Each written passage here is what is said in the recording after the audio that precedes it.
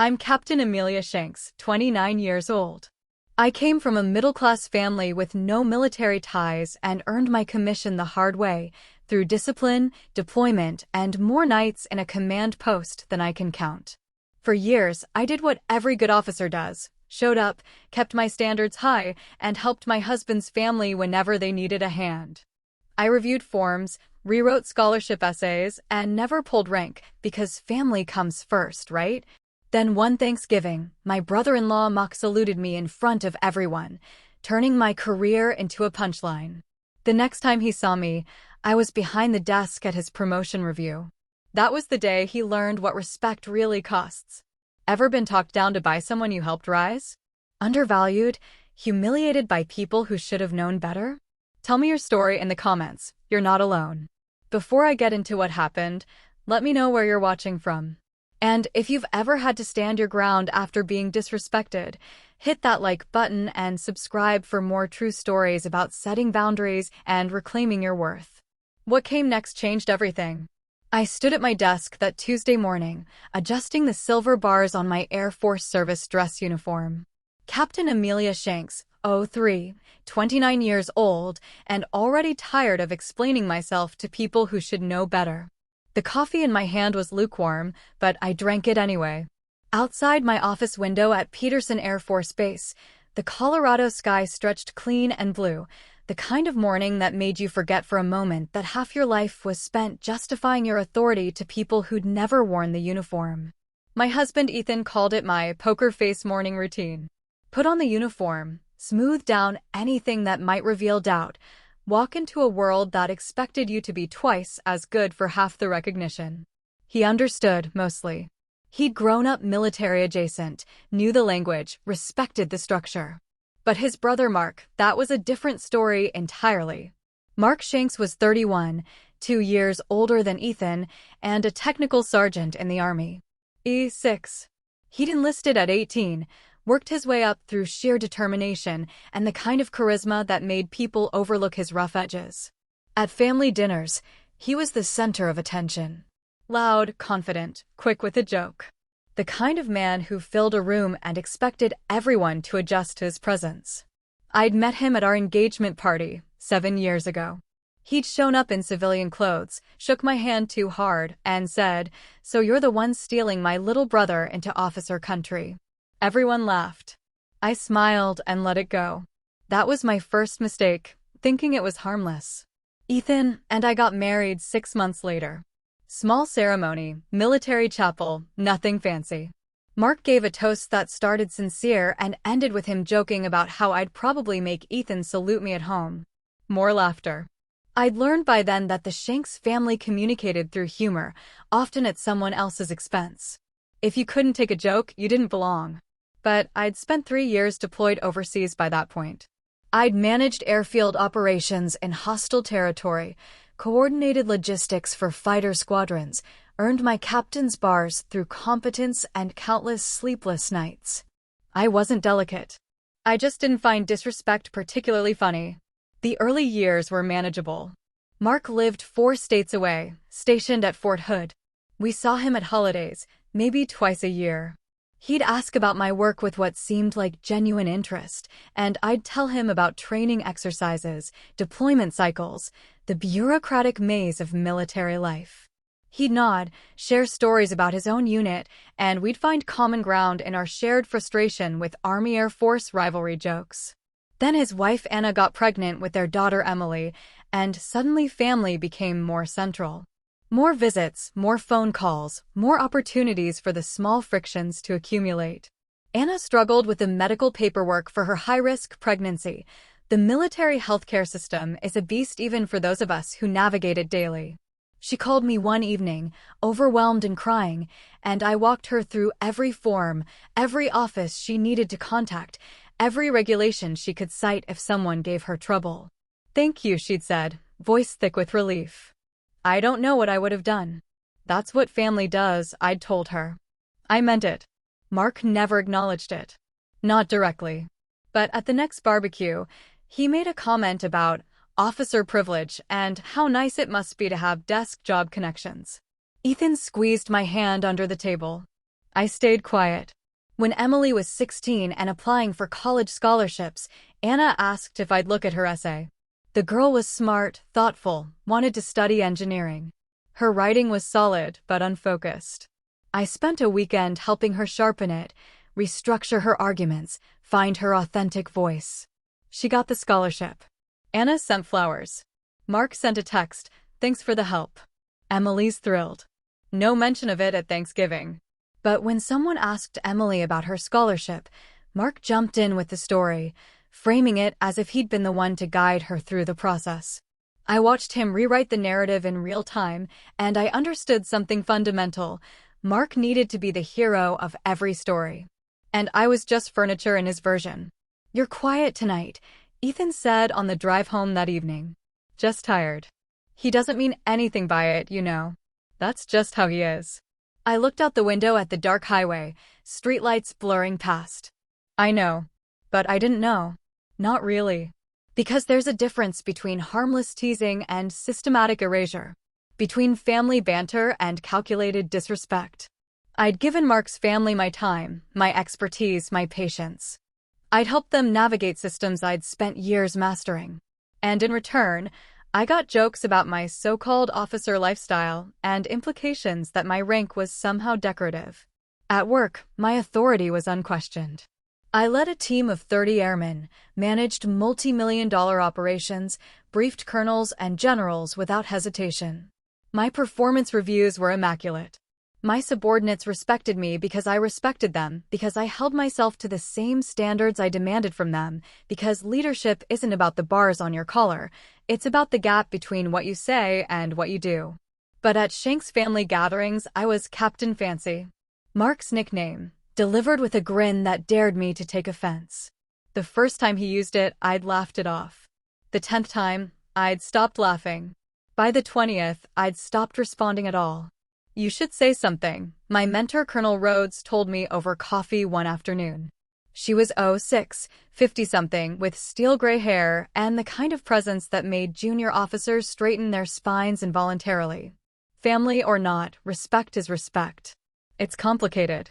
It's always complicated. That's why most people choose silence. She stirred her coffee slowly, considering. But silence has a cost too. Just make sure you're willing to pay it. I thought about that conversation for weeks. The cost of silence. The cost of speaking up. The cost of being a woman in uniform who refused to make herself smaller to accommodate someone else's ego. Mark's jokes continued. Desk General became another favorite.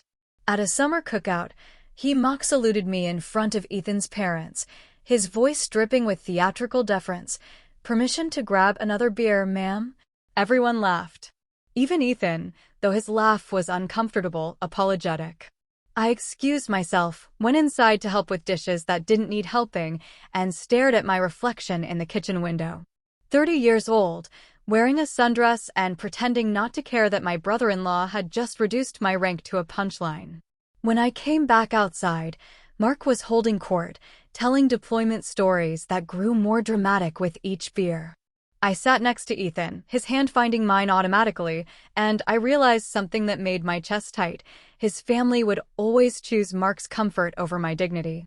Not because they were cruel, but because maintaining peace was easier than confronting imbalance. That night, lying in bed, Ethan asked, "Are you okay?" "Fine." "You don't seem fine." I turned to face him in the darkness. "Your brother doesn't respect me." "He's just joking." "I know.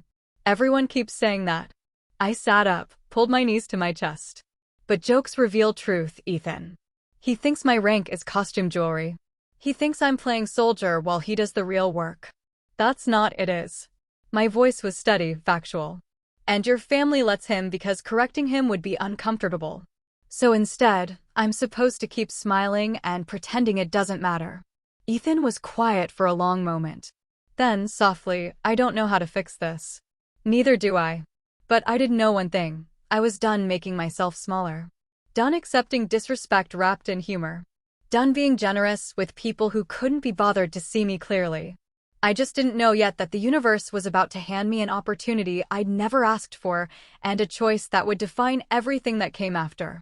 The shift happened gradually, then all at once.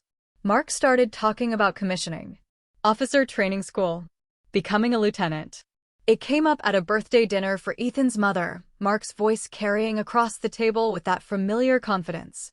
Applied for OTS last month, he announced, pausing for effect. Panel reviews are coming up. Figure it's time to make the jump. His wife Anna beamed. Isn't that wonderful? Mark's always been a natural leader. That's fantastic, I said, and I meant it. Commissioning is competitive, especially from the enlisted ranks. It requires education, leadership evaluations, a proven track record. The OTS program is solid. When do you hear back? Few months. But I've got a good feeling. He leaned back in his chair, grin widening. Guess I'll outrank you soon enough, Captain Fancy. The table went quiet for half a heartbeat. Then Ethan's father laughed, breaking the tension, and conversation resumed. I took a sip of water, set the glass down carefully, and said nothing. Because what was there to say? That commissioning took more than confidence? That being a technical sergeant didn't automatically translate to officer material? That leadership was about service, not status? All of that would sound defensive. Bitter. Small. So I smiled and changed the subject, and Mark went back to holding court, and I went back to being furniture in his story. But something had shifted. The jokes weren't just jokes anymore.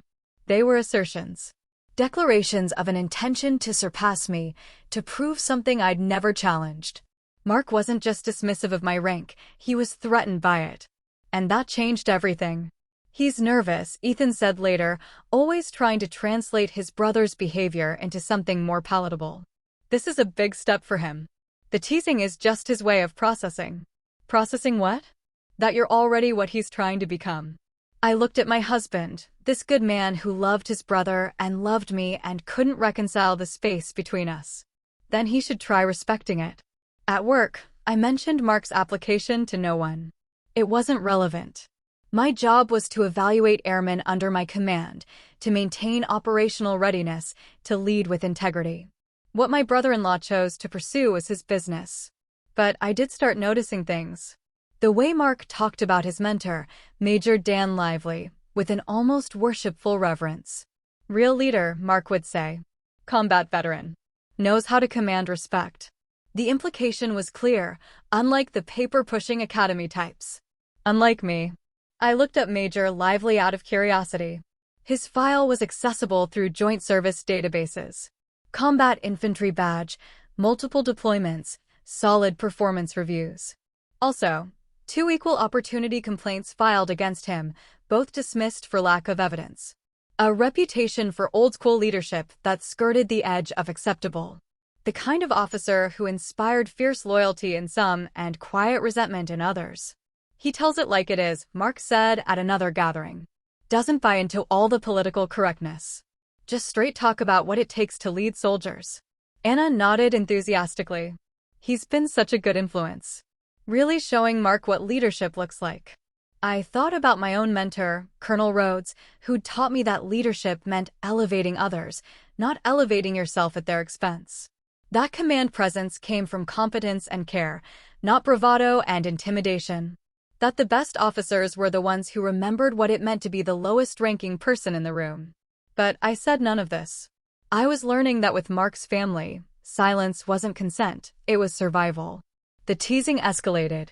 At a 4th of July barbecue, Mark started calling me Desk General, emphasizing it every time he addressed me. Desk General, can you pass the potato salad? Hey Desk General, what's the Air Force view on burgers versus hot dogs?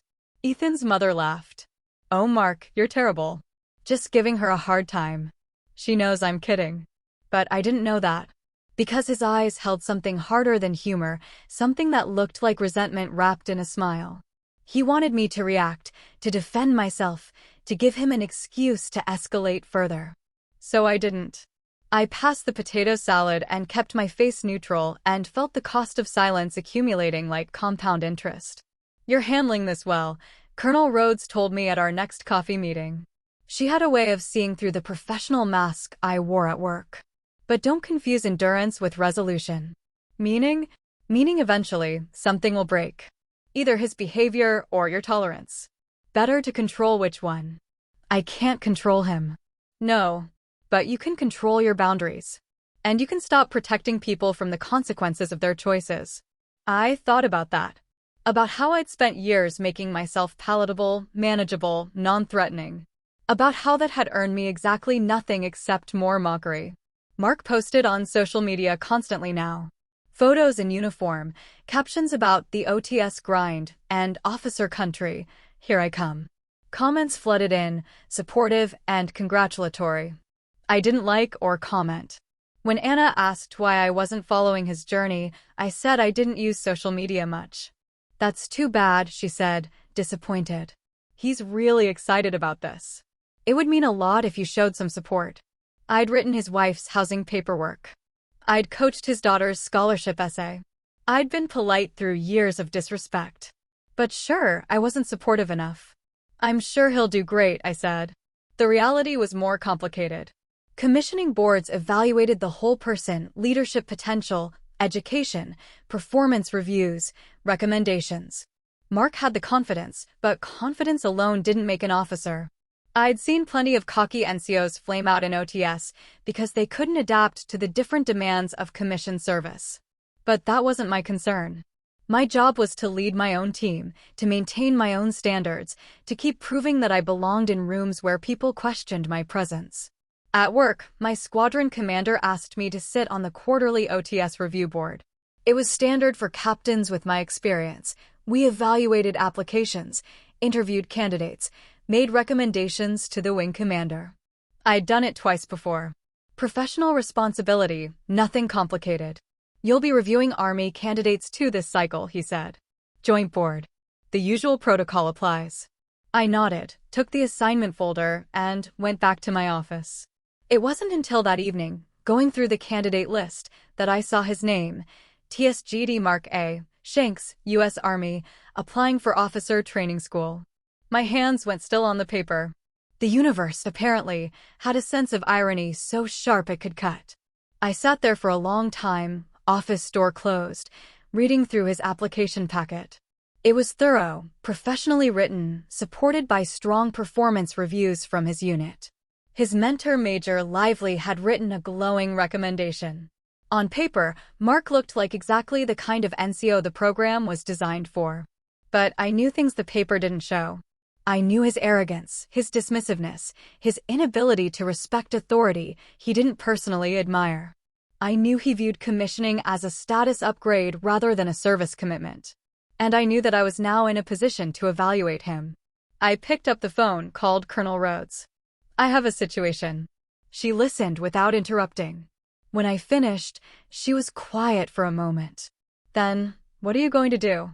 I don't know. Yes, you do. You're going to do your job. You're going to evaluate him the same way you'd evaluate any other candidate. You're going to be fair, professional, and impartial. What if fair isn't what he expects? Then he'll learn something important about the difference between confidence and competence. I hung up, stared at Mark's application packet, and made a decision. I would disclose the family connection to the board chair.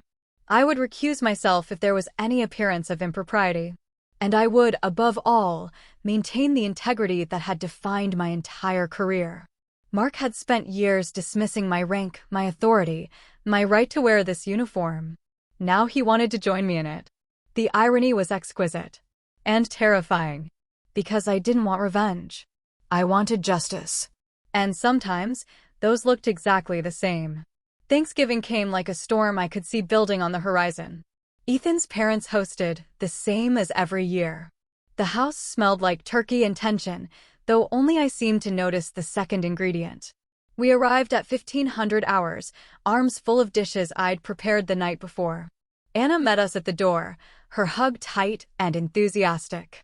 The soon-to-be officer's family, she said, loud enough for everyone to hear.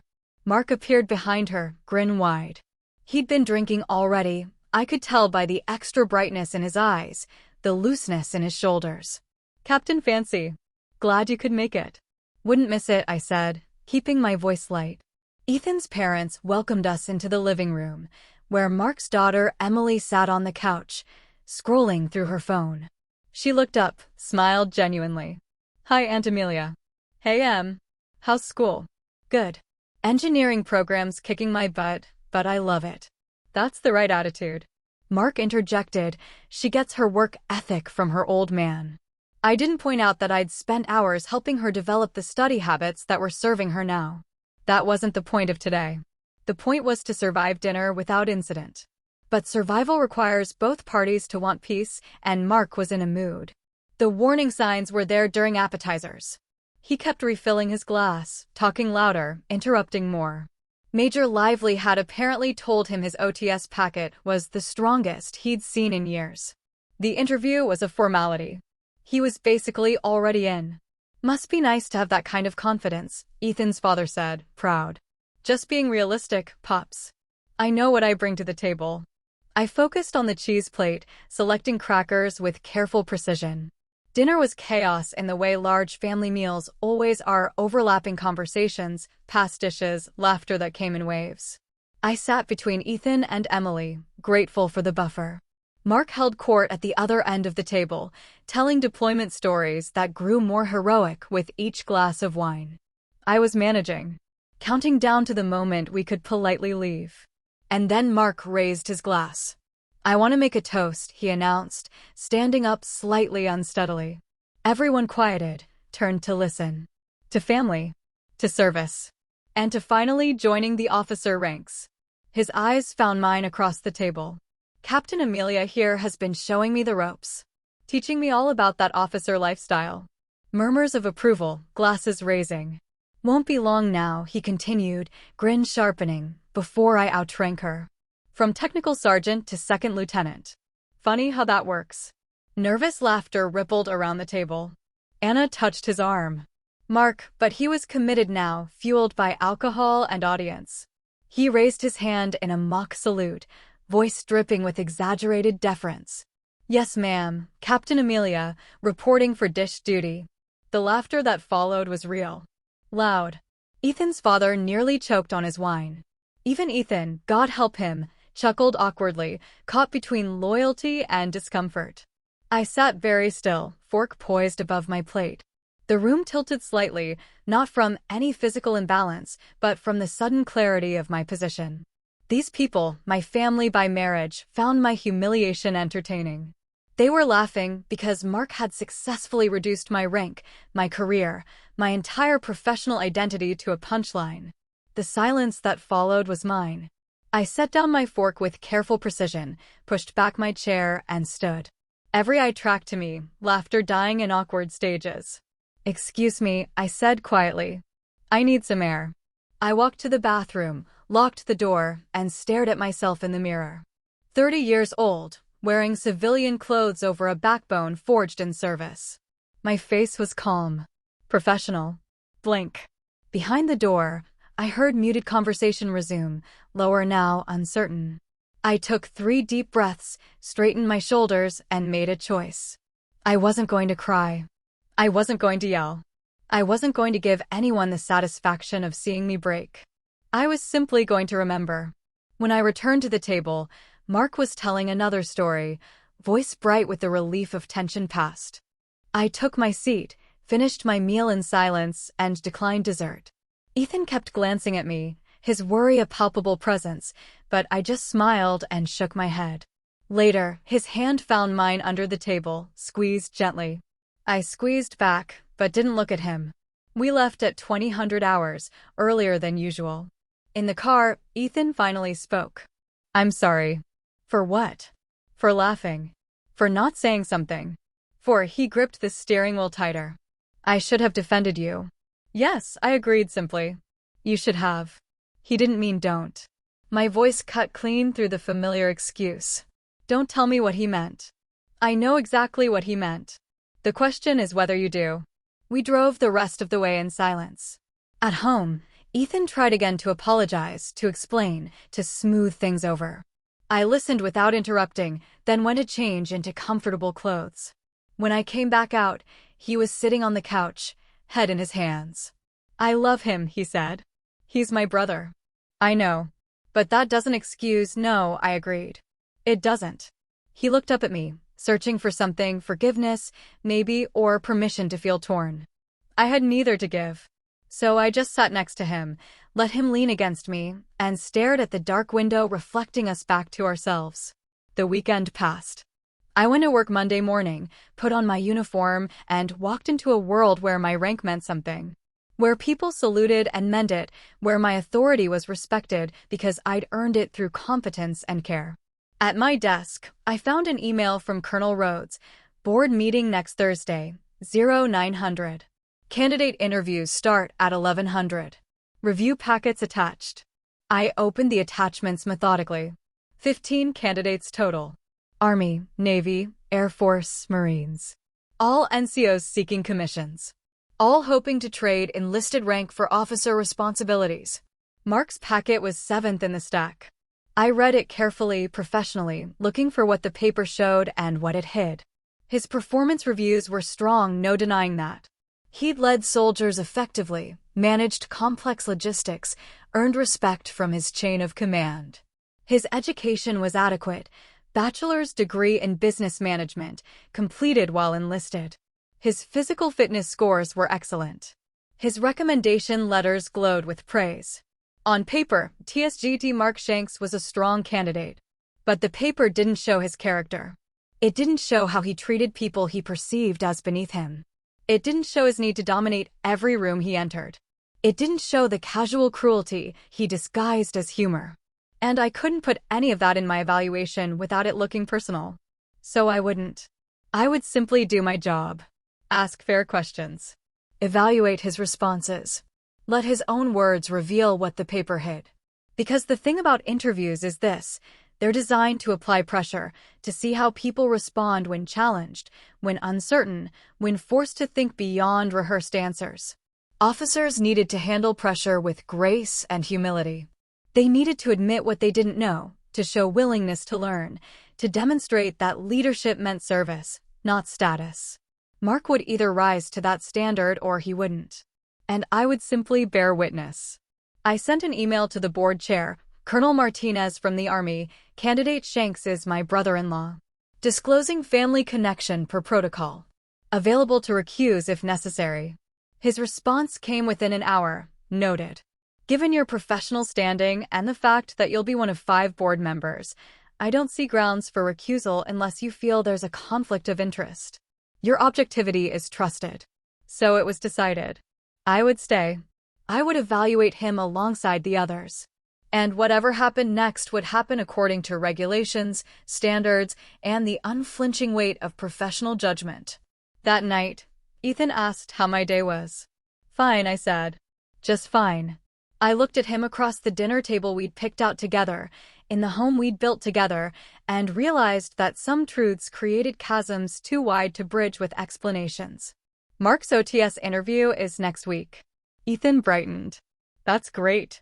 He's been so nervous. I'm on the review board. The brightness dimmed. Understanding dawned slowly, like sunrise through thick clouds. Oh, yeah. Are you going to treat him exactly like every other candidate? Ethan nodded slowly. That's fair. It's the only option. He reached across the table, took my hand. This is complicated. It's only complicated if I make it complicated. If I do my job, it's simple. But we both knew nothing about this was simple. Because in 6 days, Mark would walk into that interview room expecting validation, expecting to be celebrated, expecting the universe to confirm what he already believed about himself. And I would be sitting there, wearing my captain's bars, holding a clipboard, and waiting to see if he understood the difference between commanding respect and demanding it. The irony was still exquisite. But now it was also inevitable. The days before the board meeting passed in a strange, suspended way, time moving forward while I seemed to be standing still, watching it go. I went through my normal routines, morning runs, team briefings, paperwork, evening calls with Ethan that felt stilted and careful. Neither of us mentioned Mark. Neither of us mentioned the interview. We just moved around the subject like furniture in a dark room, knowing it was there, trying not to collide with it. At work, I prepared meticulously. I reviewed every candidate packet twice, made notes on questions to explore, calibrated my expectations against the OTS standards I'd seen applied in previous boards. This wasn't my first evaluation panel, but it was the first one where personal history intersected with professional duty in a way that made my chest feel tight. "You're overthinking this," Colonel Rhodes said when I stopped by her office Wednesday afternoon. She didn't look up from the report she was signing, just kept writing in that decisive way she had. "Treat him like any other candidate. Ask your questions. Make your assessment. Done. What if I'm too hard on him? What if you're too easy?" She finally looked up, her gray eyes sharp. "Amelia, you didn't create this situation. He did, with years of disrespect and arrogance. Your job now is to evaluate whether he's officer material. Not whether he's a good brother-in-law or a decent guy at barbecues. Whether he has the humility, adaptability, and judgment to lead as a commissioned officer. And if he doesn't, then the board will see it. Not just you, all 5 of you. That's why we use panels instead of individual evaluators. Trust the process. Trust yourself." I left her office feeling marginally more settled, but the weight remained. That night, I laid out my service dress uniform, checked every detail twice. Creases sharp, ribbons aligned, shoes polished until they reflected the ceiling light. The ritual was calming, uniform as armor, precision as meditation. Ethan watched from the bedroom doorway. "You okay?" "Fine." "You don't seem fine." I turned to face him, hands still smoothing invisible wrinkles from my jacket. "I'm preparing to evaluate your brother for officer training." "How should I seem?" He winced. "I know this is hard." "Do you?" The question came out sharper than I intended. I softened my voice. "I'm sorry. I just need to focus right now." He nodded, retreated. I heard the television click on in the living room, the low murmur of some sitcom laugh track. Normal evening sounds in a house that felt anything but normal. Thursday morning arrived cold and clear. I drove to the Joint Base Administrative Building where the board convened, arriving at 0800 hours, early enough to settle in, late enough to avoid looking anxious. The room was standard military bureaucratic, long conference table, flags in the corner, fluorescent lighting that made everything slightly institutional. Colonel Martinez was already there, army dress uniform immaculate, reading through packets. He looked up when I entered, nodded. "Captain Shanks." "Sir. Ready for today?" "Yes, sir." The other board members trickled in over the next 30 minutes. Commander Ellis from the Navy, Captain Okoye from the Marines, and Major Brennan from the Air Force. We exchanged greetings, settled into our seats, and reviewed the day's schedule.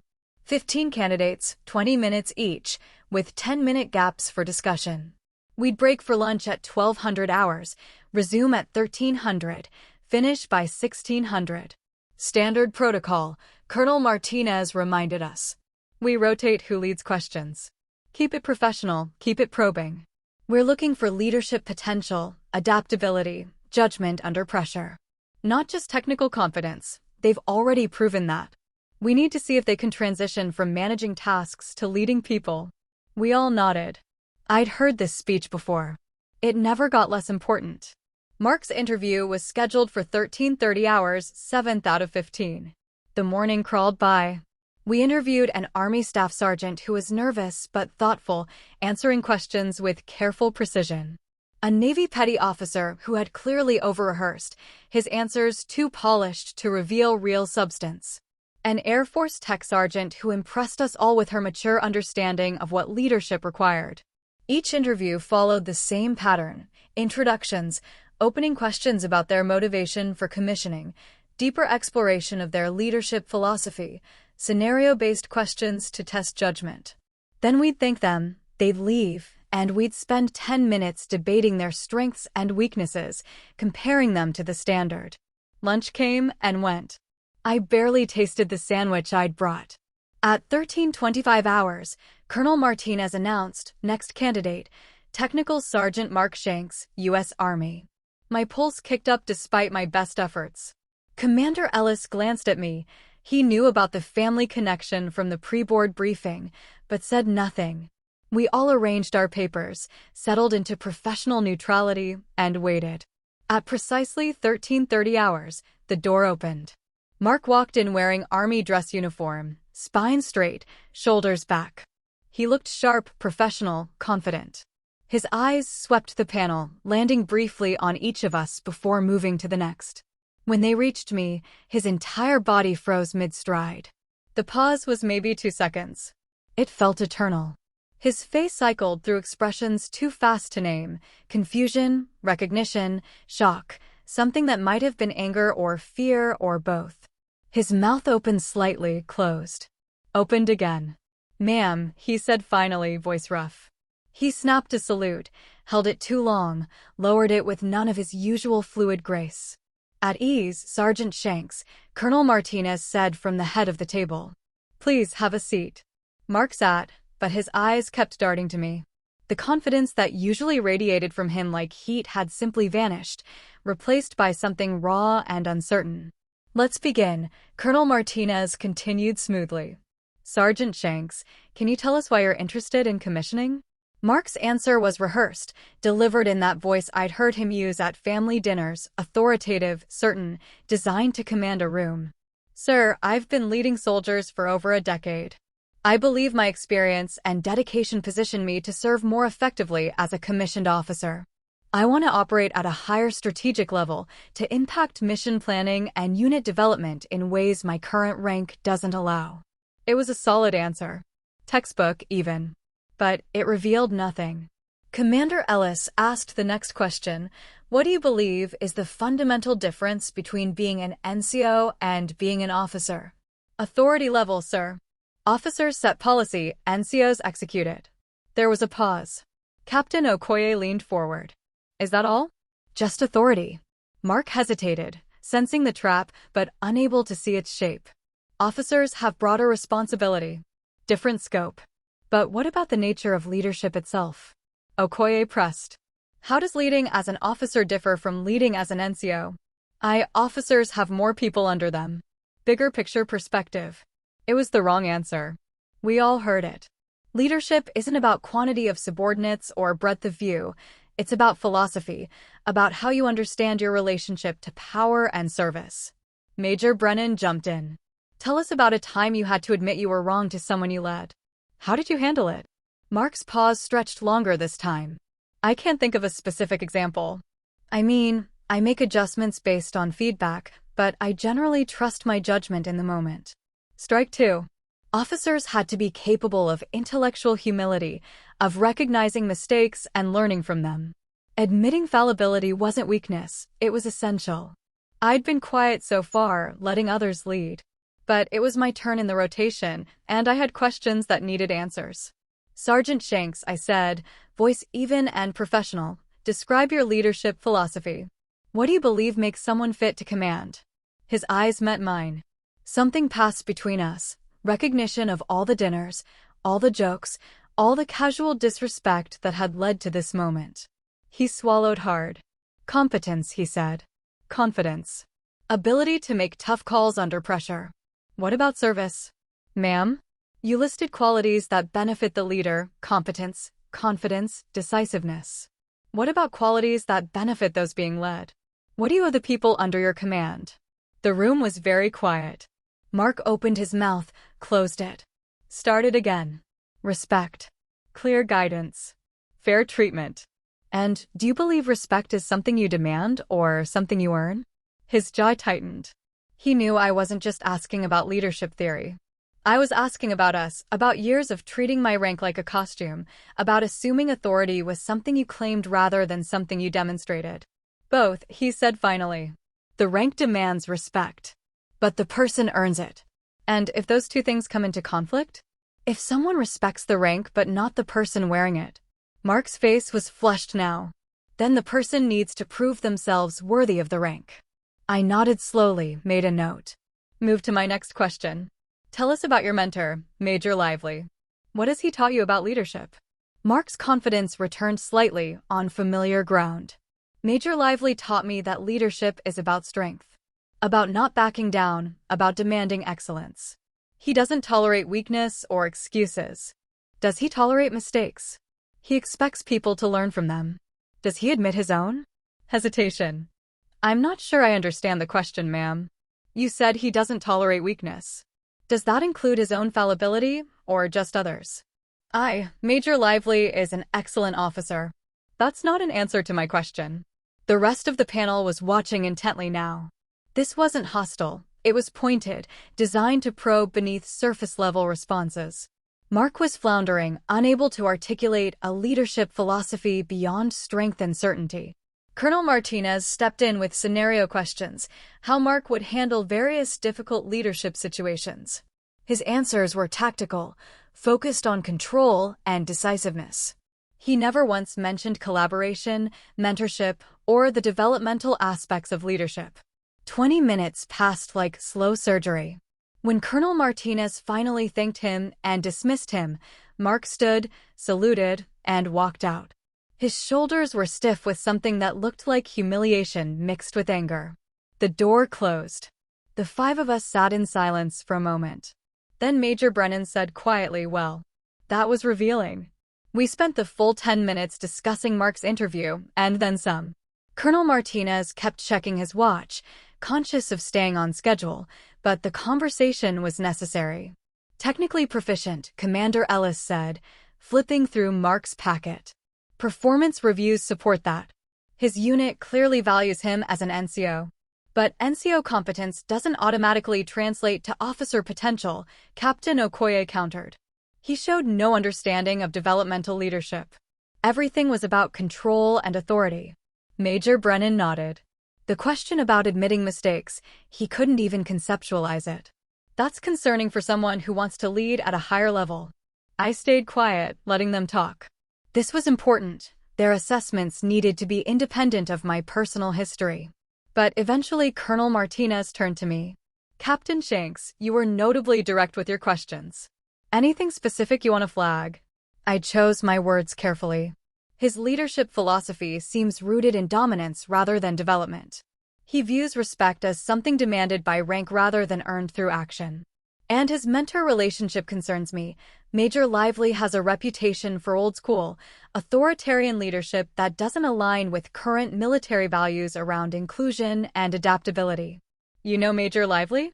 Commander Ellis asked. "Only by reputation. But that reputation includes EO complaints and a leadership style that prioritizes obedience over growth." Colonel Martinez made notes. "So we're seeing a pattern. Candidate has absorbed a leadership model that may not serve him well as an officer." "More than that," Captain Okoye said. "He showed no intellectual humility. Couldn't articulate what he owes the people he leads, only what they owe him. That's a fundamental philosophical gap." We continued discussing for a few more minutes, but the assessment was clear. When we finally moved on to the next candidate, I felt both relief and a strange, hollow weight. The afternoon continued. More candidates, more interviews, more evaluations. Some impressive, some adequate, some clearly not ready. By 1600 hours, we'd completed all 15. Colonel Martinez called for final voting. We went through each candidate systematically, marking them as recommend, recommend with reservations, or do not recommend. When we reached Mark's name, there was a brief pause. Then one by one, we marked our votes. I waited until last, wanting to see the pattern before adding my assessment. 4 votes appeared on the tally sheet before mine. 2 do not recommend, 2 recommend with reservations. I marked do not recommend and added a note, demonstrates insufficient leadership maturity for commissioning. Recommend reapplication after additional NCO leadership experience and mentorship focused on developmental leadership principles. The final tally, 3 do not recommend, 2 recommend with reservations. Not unanimous, but clear enough. Mark Shanks would not be accepted into OTS this cycle. Colonel Martinez reviewed the results, nodded. "We'll submit these to the wing commander by Friday. Candidates will be notified within 2 weeks." We gathered our materials, exchanged professional goodbyes. Commander Ellis caught me on the way out. That was uncomfortable, I imagine. It was necessary. "You maintained good boundaries. Professional throughout." "Thank you, sir." He studied me for a moment.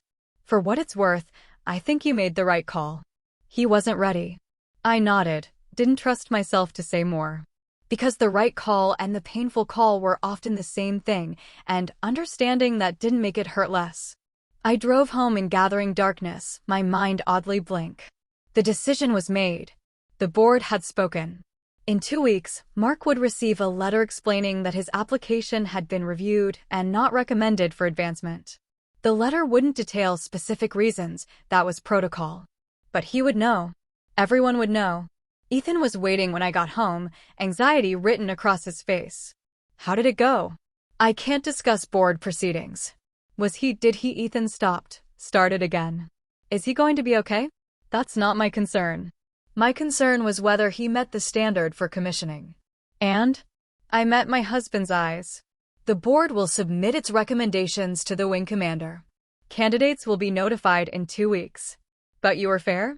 The question landed like an accusation, and something in me finally cracked. Fair?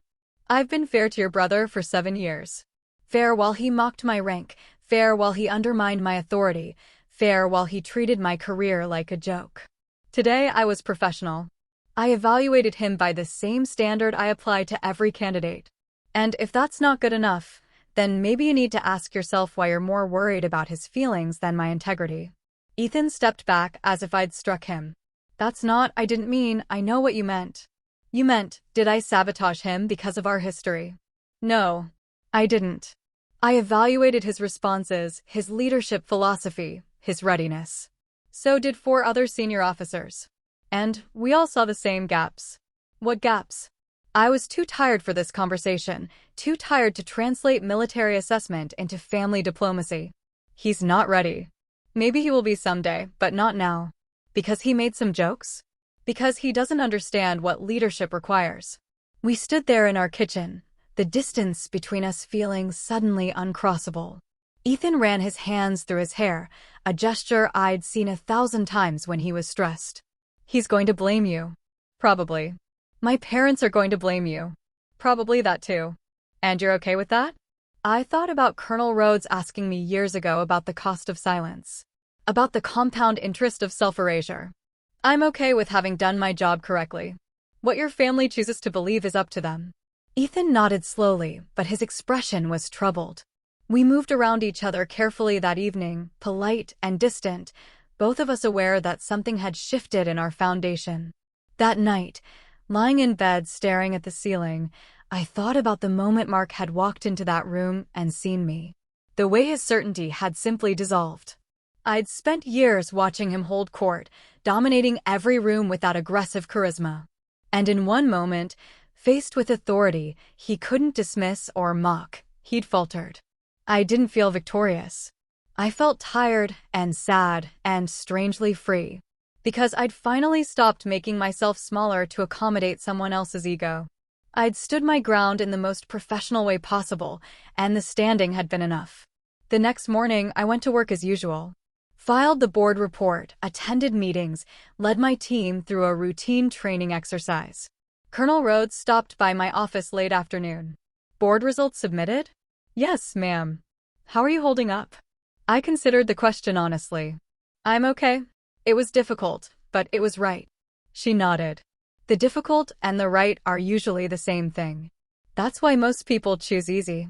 I'm tired of easy. Good. Because easy doesn't build character, it just protects it from being tested. She turned to leave, then paused. You know there will be fallout. I know. And you're prepared for it? I have to be. She smiled slightly. Then you're already ahead of most people.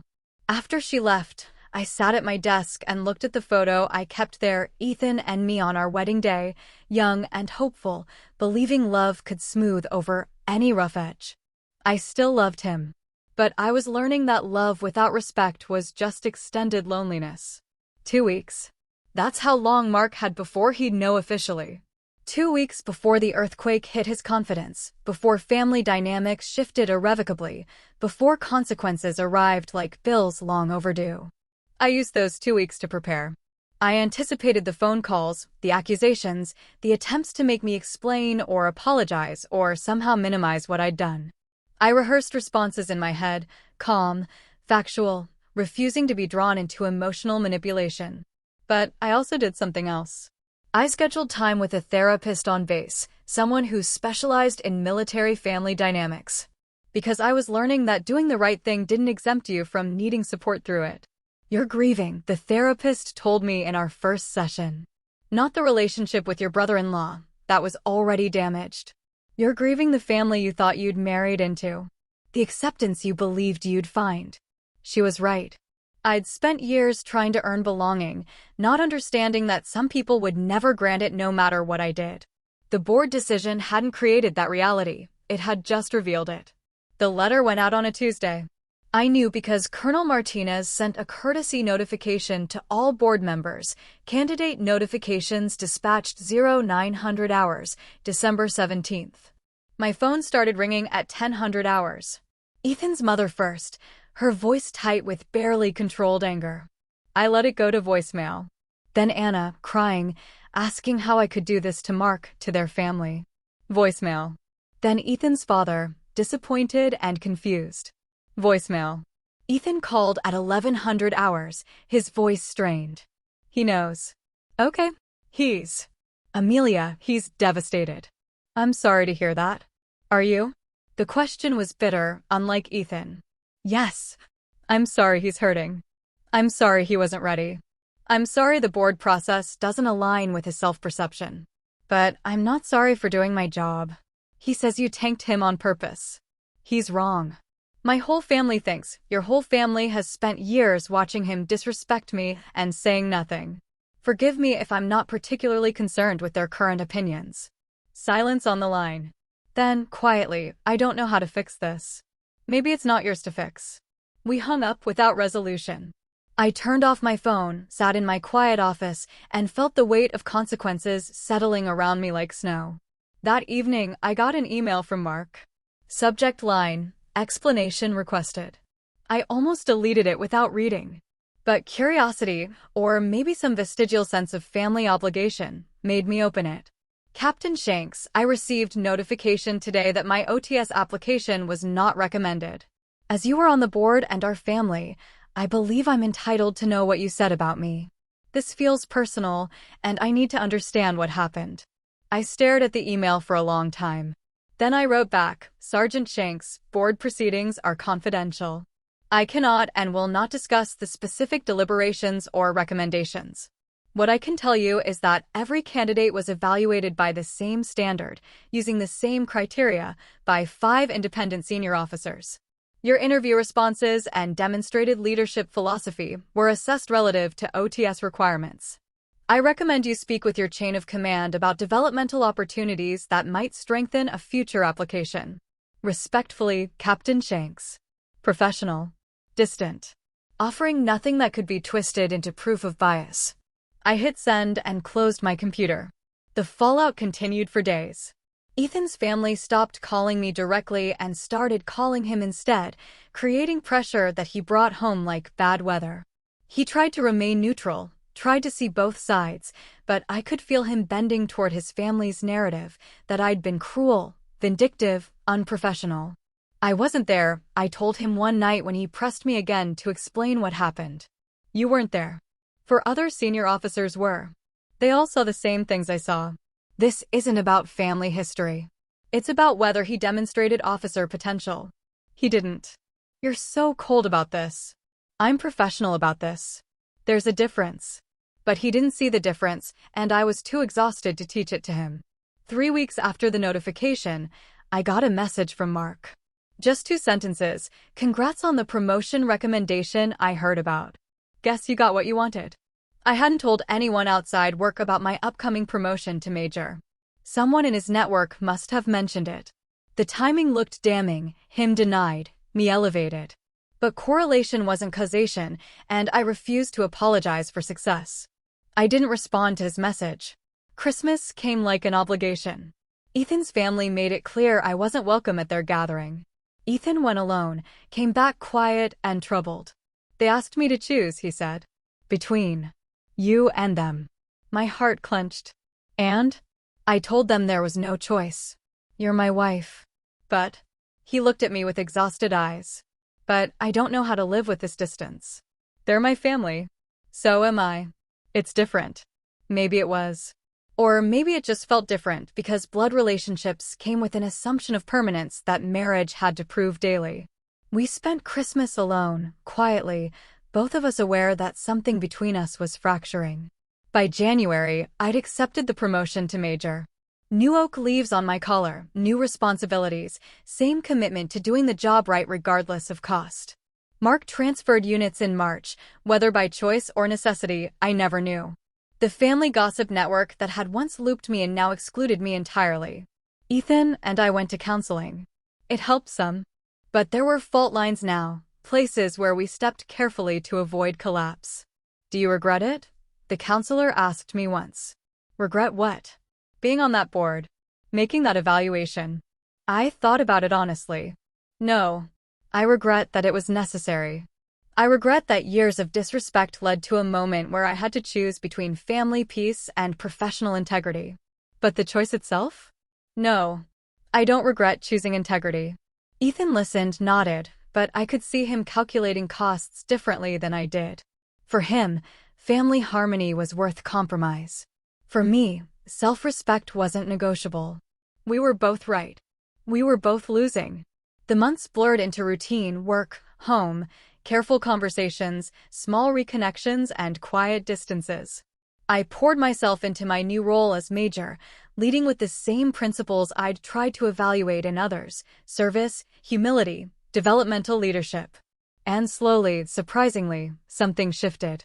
I started receiving quiet messages from other women officers, thanking me for holding the line, for not bending standards to preserve comfort.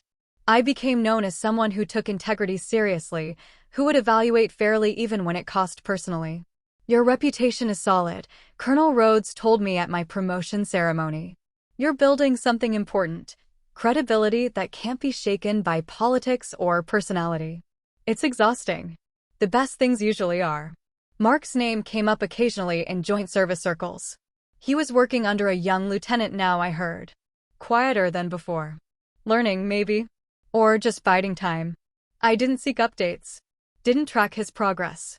His journey was his own. Mine continued forward, steady, principled, expensive in ways that showed only in private moments when I wondered what family might have looked like if respect had been mutual from the start. But wondering didn't change anything. So I just kept moving, kept leading, kept proving that dignity wasn't something you surrendered for approval. 1 year after the board decision, on a Tuesday that felt like any other, I was preparing for a staff meeting when my office phone rang. Major Shanks, I answered. Ma'am, this is Sergeant Kowalski from the Joint Admin Office. I have a message for you from TSGT Mark Shanks, Army. He's requesting permission to meet with you regarding his second OTS application. Says you offered guidance in your last communication. I pulled up my sent emails, found the message I'd sent him a year ago. Recommend you speak with your chain of command about developmental opportunities that might strengthen a future application. Does he have his commander's approval for this meeting? Yes, ma'am. Says he's going through official channels this time. I thought about it. Weighed the costs and possibilities. I'll meet with him.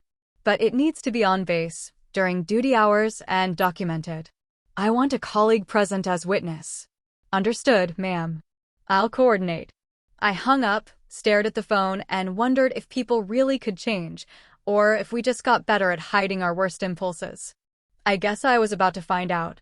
I stood at my desk that Tuesday morning, adjusting the silver bars on my Air Force Service dress uniform. Captain Amelia Shanks, 03, 29 years old, already tired of explaining myself to people who should know better. Outside my office window at Peterson Air Force Base, the Colorado sky stretched clean and blue, the kind of morning that made you forget half your life was spent justifying your authority. My husband Ethan understood, mostly. He'd grown up military adjacent, knew the language, respected the structure. But his brother Mark, that was different. Mark Shanks was 31, a technical sergeant in the Army, E6. He'd enlisted at 18, worked his way up through sheer determination and charisma that made people overlook his rough edges. At family dinners, he was the center of attention. Loud, confident, quick with a joke. The kind of man who filled a room and expected everyone to adjust. I'd met him at our engagement party 7 years ago. He'd shaken my hand too hard and said, "So you're the one stealing my little brother into officer country." Everyone laughed. I smiled and let it go. That was my first mistake, thinking it was harmless. The early years were manageable. We saw him at holidays, maybe twice a year. But then his wife Anna got pregnant, and family became more central. More visits, more opportunities for small frictions to accumulate. When Anna struggled with medical paperwork during her high-risk pregnancy, I walked her through every form, every office. When their daughter Emily applied for college scholarships, I spent a weekend helping her sharpen her essay. She got the scholarship. Anna sent flowers. Mark sent a text. No mention of any of it at Thanksgiving. But when someone asked Emily about her scholarship, Mark jumped in with the story, framing it as if he'd been the one to guide her. I watched him rewrite the narrative in real time, and I understood something fundamental. Mark needed to be the hero of every story. I was just furniture in his version. At work, my authority was unquestioned. I led 30 airmen, managed multi-million-dollar operations, briefed colonels and generals without hesitation. But at Shank's family gatherings, I was Captain Fancy. Mark's nickname, delivered with a grin that dared me to take offense. Desk General became another favorite. At a summer cookout, he mock saluted me in front of Ethan's parents. "Permission to grab another beer, ma'am?" Everyone laughed. Even Ethan, though his laugh was uncomfortable. I excused myself, went inside, and stared at my reflection in the kitchen window. 30 years old, wearing a sundress and pretending not to care that my brother-in-law had just reduced my rank to a punchline. His family would always choose Mark's comfort over my dignity. Not because they were cruel, but because maintaining peace was easier than confronting imbalance. The shift happened when Mark started talking about commissioning. Officer training school. Becoming a lieutenant. Applied for OTS last month, he announced at a birthday dinner.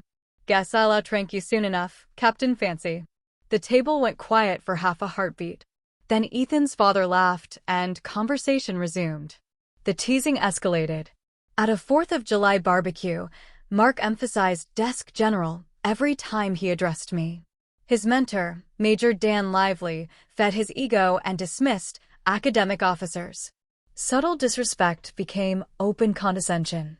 Mark posted on social media constantly photos in uniform, captions about "Officer Country, here I come." Then came Thanksgiving. Mark, emboldened by drinks, performed a mock salute. "Yes, ma'am, Captain Amelia, reporting for dish duty." Laughter erupted. Even Ethan chuckled awkwardly. My silence held the room, calm, composed, but humiliated. I excused myself early. Later, I learned through colleagues that Mark's promotion packet was under review for OTS, and that I was sitting on the evaluation board next quarter. No favoritism, no revenge, I was a professional. But fate had an impeccable sense of irony. Only my mentor, Colonel Rhodes, knew the connection. The review board day arrived. I entered the room in full service blues. Mark walked in smiling until he saw me seated at the center desk with the other senior officers. Silence. The oxygen left the room. He stammered, "Ma'am," and saluted awkwardly. "At ease, Sergeant Shanks," I said, expression neutral. The interview proceeded. I didn't speak much, protocol required impartiality, but my questions were sharp, fair, professional. When I asked about his leadership philosophy, he listed qualities that benefit the leader: competence, confidence, decisiveness. "What about service?" I asked. "What do you owe the people under your command?" His jaw tightened. He knew I wasn't just asking about leadership theory. "Both," he said finally. "The rank demands respect, but the person earns it. And if those two things come into conflict, then the person needs to prove themselves worthy of the rank." His answers faltered throughout. Confidence drained. The other officers noted inconsistencies in his leadership statements. He couldn't articulate what he owed those he led, only what they owed him. He showed no intellectual humility, no understanding of developmental leadership. Afterward, the board convened privately. I recused myself for objectivity, but the outcome was unanimous: not recommended for OTS this cycle. The reason? Demonstrated lack of humility and emotional intelligence. I signed the report with calm hands, steady breath. News spread quickly. Mark's confidence collapsed. His tone at family gatherings changed, quieter, subdued. No more jokes. Ethan's family blamed me. Phone calls came: his mother, Anna, his father, all asking how I could do this. I let them go to voicemail. He says you tanked him on purpose, Ethan told me. He's wrong. My whole family thinks your whole family has spent years watching him disrespect me and saying nothing. Forgive me if I'm not particularly concerned with their current opinions. Mark sent an email. Subject line, explanation requested. I wrote back professionally, offering nothing that could be twisted into proof of bias. He replied with bitterness. I didn't respond. Christmas came. Ethan's family made clear I wasn't welcome. Ethan went alone. They asked me to choose, he said when he returned. Between you and them. And? I told them there was no choice. You're my wife. He looked exhausted. But I don't know how to live with this distance. A year passed. Then Mark requested a meeting, through proper channels this time, seeking guidance for his second OTS application. I agreed, with Major Brennan present as witness. When Mark arrived at 1400 hours, he looked different. Older, less aggressive. Why are you reapplying? I asked. He was quiet, gathering thoughts. After the first board, I was angry. But my commander made me look at my interview responses. And I realized I didn't actually understand what being an officer meant. I thought it was about authority. About rank. But it's not. What is it about? Service. Responsibility to the people you lead, not just the mission.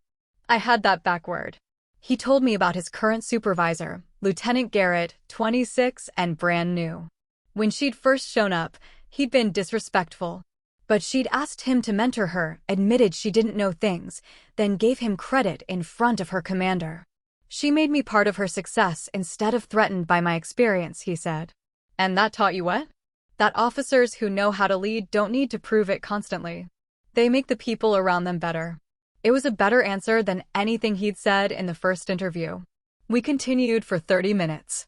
His answers weren't flawless, but he was trying, genuinely engaging instead of performing confidence.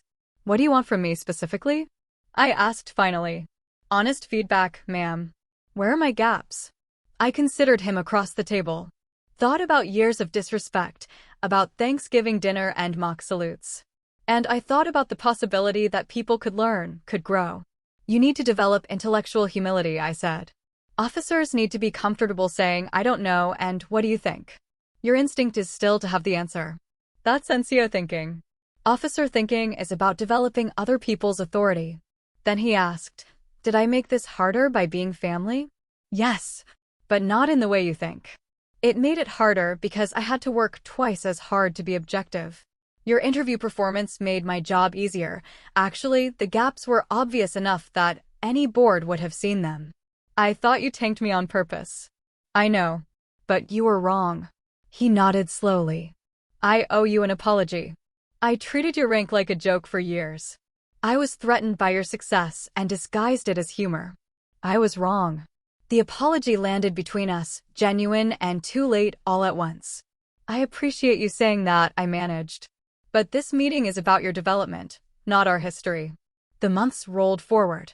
Mark reached out quarterly with updates. His second OTS application went to a different board. I'd been rotated off, promoted to lieutenant colonel.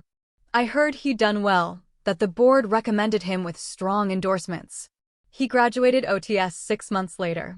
I sent a card, simple, professional, acknowledging his achievement without pretending our history was simple. My marriage to Ethan strengthened in some ways, remained fractured in others.